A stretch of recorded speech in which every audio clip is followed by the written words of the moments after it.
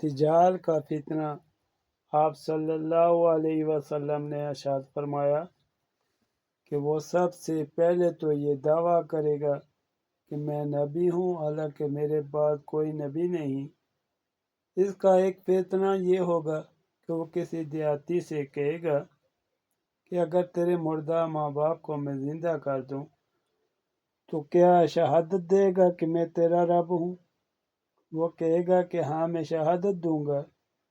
بس دیہاتی کے سامنے دو شیطان اس کے ماں باپ کی صورت بنا کر آئیں گے اور کہیں گے کہ بیٹا تو اس کی پیروی کر، یہ تیرا رب ہے۔ دجال پیدائشی نابینا اور برس کے مریض کو تندرست کر دے گا۔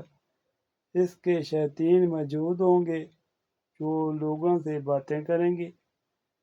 اس کا ایک عظیم فتنہ یہ ہوگا کہ جو لوگ اس کی بات مان لیں گے ان کے زمینوں میں دجال کے کہنے سے بارش ہوگی، اور اس کے کہنے پر اس کی زمین نباتات اگائے گی۔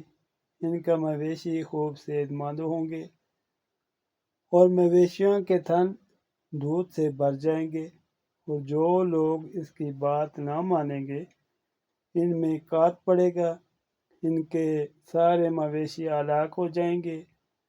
آثار قیامت اور نزول